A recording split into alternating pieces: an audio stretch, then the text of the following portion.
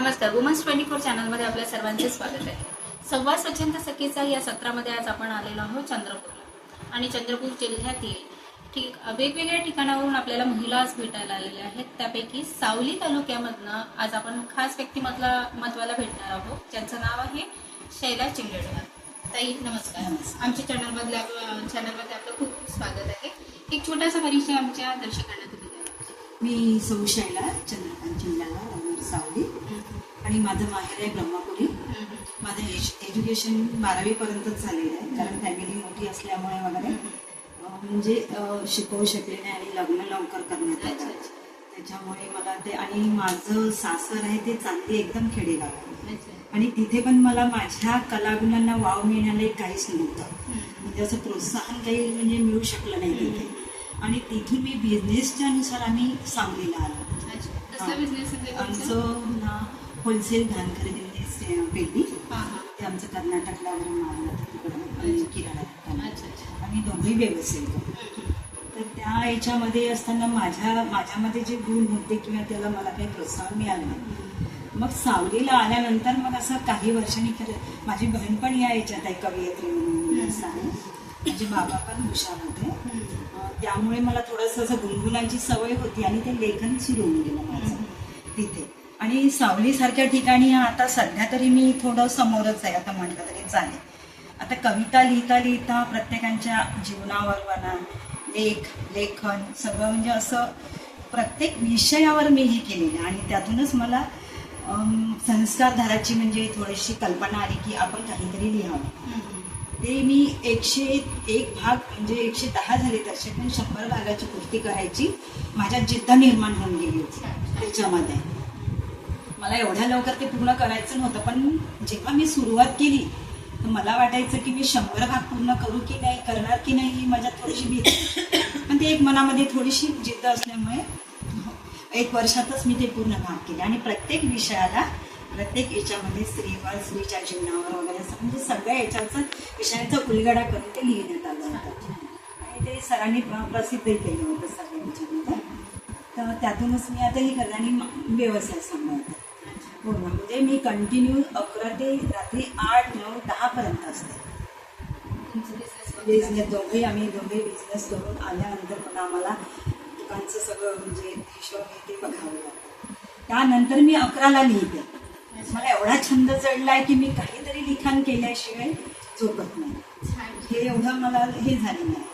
आणि आता मी झालेली तर 12वीच आहे, पण आता मला असं वाटते की आता आपल्यासारखे पुष्कळ सारे आहेत महिला मुली की कमी शिकलेल्या असूनही असं नसते की या कलाक्षेत्रात ग्रॅज्युएशनच पाहिजे किंवा काही म्हणजे असं डिग्रीज पाहिजे, असं काही नसतेच.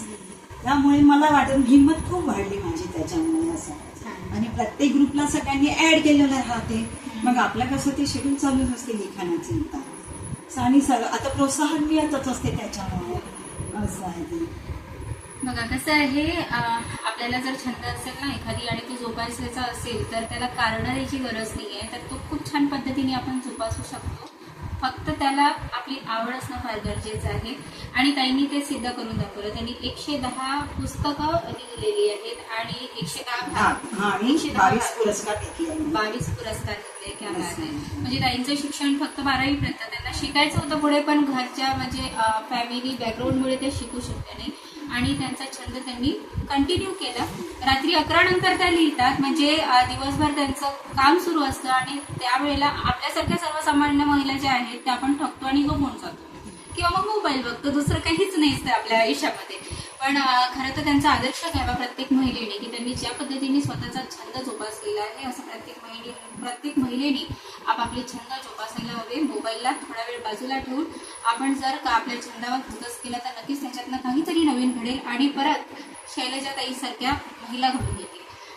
ताई, वुमन्स 24 चॅनलकडनं काय अपेक्षा करतात? आता मी तर एक थोडंसं म्हणजे मागासलेल्याच विभागातून असल्यासारखी आहे, गडचिरोली जिल्हा म्हणा की वगैरे थोडासा. आणि त्या विभागामध्ये टॅलेंटेड असणाऱ्या मुली खूप आहेत. जेव्हा आपण त्या याच्यात निघतो तेव्हा कळते की अरे समोरची पण ती मुलगी हुशार आहे किंवा ती त्या बाईला पण तिच्यात छान कला आहे, पण तिला प्रोत्साहन नसते कुणाचं आणि कुणी दखल घेत नाही गावामध्ये असं. बरोबर. हा त्या गावामध्ये. पण तशांना समोर आणायचं म्हणजे खूप छान वाटते की त्या कुठेतरी आहे, त्यांचे गुण जे आहे ते लपलेले आहेत, ते समोर आले पाहिजे अशी माझी खूप अपेक्षा आहे. कारण ती मलाही माझ्या याच्यावरून मला नक्की वाटत आहे की खूप साऱ्या आहे माझ्यासारखे, आणि त्या मला म्हणतात ताई तुम्ही खूप समोर गेला पण आम्हाला नाही मिळालं असं कुठे, म्हणजे असं की जायला वगैरे असं त्यांना वाटत असते की अगदी बरोबर ताई. मध्येच तुम्हाला थांबवलं, सॉरी त्याकरिता. पण मला काहीतरी तुम्हाला सांगावं वाटलं म्हणून मी तुम्हाला थांबवलं. तुम्ही जसं आता बोललात की तुमच्यासारख्या अनेक मुली आहेत, अनेक महिला आहेत, एक जबाबदारी मी तुमच्याकडे सोपवते. हे तुमच्या गडचिरोली जिल्ह्यामध्ये सावली तालुक्यामध्ये अशा असंख्य महिला मुली तुमच्या संपर्कात जर येत असतील तर नक्कीच तुम्ही आमच्यापर्यंत ते पोहोचवा. मी निशुल्क माझ्या चॅनलला ते दाखवेन आणि तुमचं जे स्वप्न आहे ते पूर्ण करण्याचा प्रयत्न करेन. म्हणजे मला असं वाटतं की यानंतर अशा असंख्य शैलजाताई आपल्या सगळ्यांच्या पुढे येतील, शैलाताई आपल्या सगळ्यांच्या पुढे येतील. ते तुमच्या अपेक्षा नक्कीच पूर्ण होतील आणि तुम्ही जो आम्हाला वेळ दिला त्याबद्दल मी तुमचे खूप खूप आभार मानते. परत आपण पुन्हा कधीतरी भेटूयात आणि 5 जुलैच्या कार्यक्रमाला तुम्ही निमंत्रित आहात. आमच्या चॅनलच्या एक सहसंयोजिका म्हणून आम्ही तुम्हाला आमंत्रित करतो आहे. आणि आज आम्हाला म्हणजे तुमच्याबद्दल इतकी आतुरता वाटली भेटायची. सारखं व्यक्तिमत्व असणाऱ्यांना जर आम्हाला भेटायची इतकी आतुरता झाली की माझ्या मिस्टरांना सांगितलं की आजचा बिझनेस तुम्ही सांभाळा कसंही करू, मला जायचं आहे, भेटायचं आहे. आणि हेच मला पोहोचवायचं होते की बाकी ज्या महिला आहे किंवा मुली आहे ज्या मागासलेल्या म्हणजे त्यांच्यात कला असूनही त्या मला तुमच्यापर्यंत नक्की पोहोचवायच्या होत्या. त्याच्यासाठी मला भेटण्याची खूप आतुरता आणि मी अपेक्षा करणार नाही. माझे जे स्वप्न आहे त्यांच्याविषयीचे म्हणा की माझ्याविषयीचे ते पूर्ण झालेच पाहिजे आणि माझ्यासारखाच पुरस्कार मिळायला पाहिजे सर्वांना. बिलकुल. खरं तर आज त्यांनी एका दिवसाचा बिझनेसचा त्याग केलेला आहे, पण तो त्याग खरं तर खूप चांगल्या गोष्टीसाठी आहे.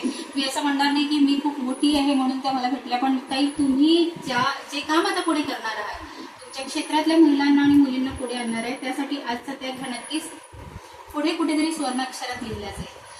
आणि अशाच नवनवीन मुलाखती करता आणि अशाच नवनवीन प्रेरणादायी मुलाखती करता आपण बघत राहा उमस 24 चॅनल. तोपर्यंत